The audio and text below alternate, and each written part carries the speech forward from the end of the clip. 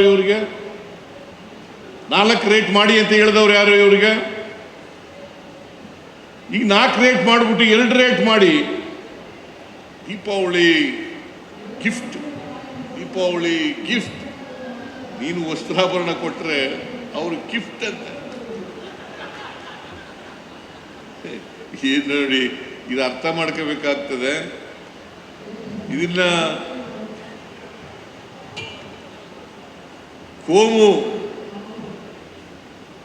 ಸೌಹಾರ್ದವನ್ನು ಹಾಳು ಮಾಡಿದ್ರು ಯಾರು ಅಂತಕ್ಕಂಥದನ್ನ ನಾನು ಹೇಳಕ್ ಹೋಗಲ್ಲ. ಹಾಳು ಮಾಡಿದವರು ಯಾರು ಅನ್ನೋದನ್ನ ಅರ್ಥ ಮಾಡ್ಕೋಬೇಕಾಗುತ್ತೆ. ಕೋಮು ಸೌಹಾರ್ದತೆಯನ್ನ ಹಾಳು ಮಾಡಿದವರು ಯಾರು? ಈ ಕೋಮು ಸೌಹಾರ್ದತೆ ಇದ್ರೆ ಯಾವುದೇ ಜಿಲ್ಲೆ ಆಗ್ಬೋದು, ಯಾವುದೇ ರಾಜ್ಯ ಆಗ್ಬೋದು ಬೆಳವಣಿಗೆ ಆಗಲಿಕ್ಕೆ ಸಾಧ್ಯ, ಅಭಿವೃದ್ಧಿ ಆಗಲಿಕ್ಕೆ ಸಾಧ್ಯ. ಕೋಮು ಸೌಹಾರ್ದತೆ ಇದ್ರೆ ಆತಂಕದಲ್ಲಿ ಬದುಕಬೇಕಾಗುತ್ತೆ. ಅದಕ್ಕೋಸ್ಕರ ನಾವೆಲ್ಲರೂ ಕೂಡ ಕೋಮು ಸೌಹಾರ್ದವನ್ನು ಕಾಪಾಡಬೇಕು. ಅದಕ್ಕೆ ನಮ್ಮ ಸಂವಿಧಾನದಲ್ಲಿ ಬಹಳ ಸ್ಪಷ್ಟವಾಗಿ ಹೇಳಿರ್ತಕ್ಕಂಥದ್ದು ಸ್ವಾತಂತ್ರ್ಯ, ಸಮಾನತೆ, ಭ್ರಾತೃತ್ವ. ಸ್ವಾತಂತ್ರ್ಯ, ಸಮಾನತೆ, ಭ್ರಾತೃತ್ವ ಇವನ್ನ ಬಹಳ ಎಚ್ಚರಿಕೆಯಿಂದ ಜಾರಿ ಕೊಡ್ತಕ್ಕಂಥ ಕೆಲಸವನ್ನು ಮಾಡಬೇಕು. ಪ್ರತಿಯೊಬ್ಬರು ಕೂಡ ತಮ್ಮ ಜೀವನದಲ್ಲಿ ಇದನ್ನು ಅಳವಡಿಸ್ಕೊಳ್ತಕ್ಕಂಥ ಕೆಲಸವನ್ನು ಮಾಡಬೇಕು. ಅದನ್ನು ದಕ್ಷಿಣ ಕನ್ನಡ ಜಿಲ್ಲೆಯಲ್ಲಿ ವಿಶೇಷವಾಗಿ ಎಲ್ಲರೂ ಕೂಡ ಗಮನ ಕೊಡಬೇಕು ಅಂತೇಳಿ ನಿಮ್ಮಲ್ಲಿ ಕೈ ಜೋಡಿಸಿ ಪ್ರಾರ್ಥನೆಯನ್ನು ಮಾಡ್ತೇನೆ. ಅವ್ರು ಏನೂ ಮಾಡಲ್ಲ. ಹಿಂದಿನ ಸರ್ಕಾರ ಏನಾದ್ರು ಮಾಡಿತ್ತಾ? ಏನು ಮಾಡಿಲ್ಲ. ಆದರೂ ಟೀಕೆ, ಸುಳ್ಳುಗಳು ಹೇಳೋದು. ಅದಕ್ಕೆ ನಾವು ಈ ಸಾರಿ ಮಿಸ್ಇನ್ಫಾರ್ಮೇಶನ್, ಸುಳ್ಳು ಹೇಳೋರ ಮೇಲೆ ಒಂದು ಕಾನೂನು ತರ್ತಾ ಇದ್ದೀವಿ. ನಾವು ಅವ್ರ ಮೇಲೆಲ್ಲ ಕೇಸ್ ಹಾಕ್ತೀವಿ. ಅಪಪ್ರಚಾರ ಮಾಡೋದು, ಸುಳ್ಳು ಮಾಹಿತಿಗಳನ್ನು ಕೊಡೋದು ಜನಗಳಿಗೆ, ಮತ್ತೆ ಈ ಥರ ಕೋಮು ಸೌಹಾರ್ದ ಹಾಳು ಮಾಡ್ತಕ್ಕಂಥವ್ರು ಅಂಥವ್ರ ಮೇಲೆಲ್ಲ ಕಾನೂನು ತಗೊಬರ್ತಕ್ಕಂಥ ಪ್ರಯತ್ನವನ್ನು ನಾನು ಹೇಳಿದ್ದೀನಿ. ಈಗಾಗಲೇ HK ಪಾಟೀಲ್ರಿಗೆ ಕಾನೂನು ತರ್ರಿ ಅಂತ, ಪ್ರಿಯಾಂಕರ್ಗೆ ಮತ್ತು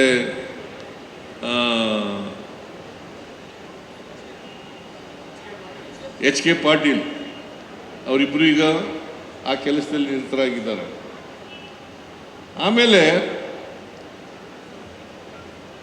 2013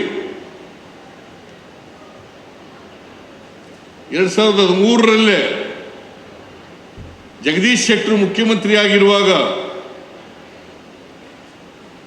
ಎಜುಕೇಷನ್ ಡಿಪಾರ್ಟ್ಮೆಂಟ್ನಿಂದ ಯಾವುದೇ ಸಂಘಟನೆ ಸಾರ್ವಜನಿಕ ಅಥವಾ ಸರ್ಕಾರಿ ಜಾಗಗಳಲ್ಲಿ ಚಟುವಟಿಕೆಗಳನ್ನು ಮಾಡಿದ್ರೆ ಅದನ್ನು ನಿಷೇಧಿಸಬೇಕು ಅಂತೇಳಿ ಕಾನೂನು ಸುತ್ತೋಲೆ ಹೊರಡಿಸಿದ್ದಾರೆ.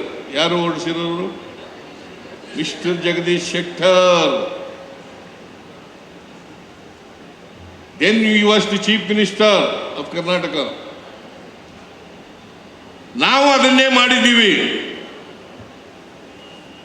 ಯಾವುದೇ ಆರ್ಗನೈಸೇಷನ್, ಎನಿ ಆರ್ಗನೈಸೇಷನ್ ಸಾರ್ವಜನಿಕ ಜಾಗಗಳಲ್ಲಿ ಮಾಡಬಾರ್ದು. ಅದನ್ನು ಮಾಡಿದ್ರೆ ನಮಗೆ RSS ಬಲಿ ಹಾಕಿ ಕೊಟ್ಬಿಟ್ಟಿದ್ದಾರೆ, ಮಟ್ಟ ಹಾಕಿ ಕೊಟ್ಬಿಟ್ಟಿದ್ದಾರೆ.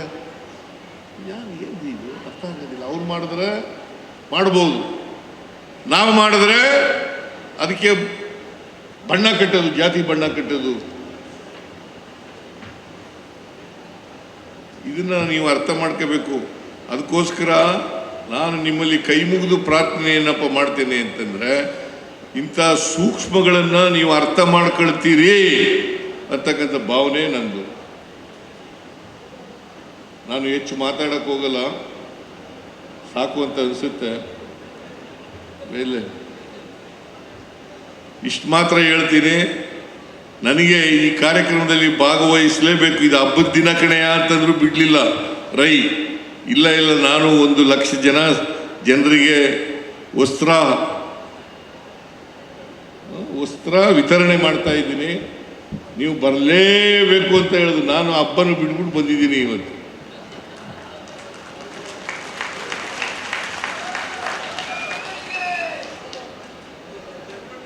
ಈ ಹಬ್ಬದ ದಿನ ಒಳ್ಳೆ ಕೆಲಸ ಮಾಡಿದ್ದಾರೆ.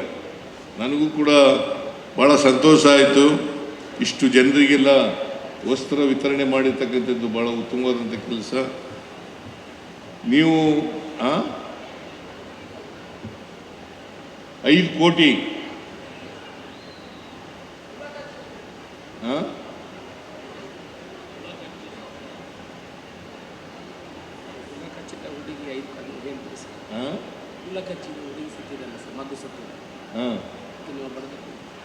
ಆಮೇಲೆ ಅಶೋಕ್ ರೈ ಒಂದು ಪತ್ರ ಕೊಟ್ಟರು. ಆ ಪತ್ರದಲ್ಲಿ ಏನು ಹೇಳಿದ್ರು ಅಂತಂದ್ರೆ, ಈ ಜೇನು ಕಚ್ಚಿ ಒಬ್ರು ಹೆಣ್ಮಗಳು ಸತ್ತೋಗಿದ್ದಾಳೆ ಅಂತ ಹೇಳಿದ್ರು. ಅದಕ್ಕೆ 5 ಲಕ್ಷ ರೂಪಾಯಿಗಳನ್ನು ಕೊಡ್ತೇನೆ.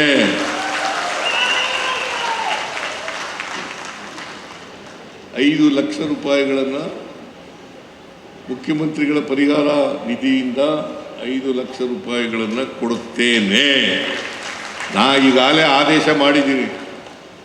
ಸ್ವಲ್ಪ ದಿನದಲ್ಲೇ ಬರ್ತದೆ, ದುಡ್ಡು ಬರ್ತದೆ. ಅದರಿಂದ ಅಶೋಕ್ ಕುಮಾರ್ ರೈ ಬೇರೆಯವರಿಗೆ ಮಾದರಿಯಾಗಲಿ.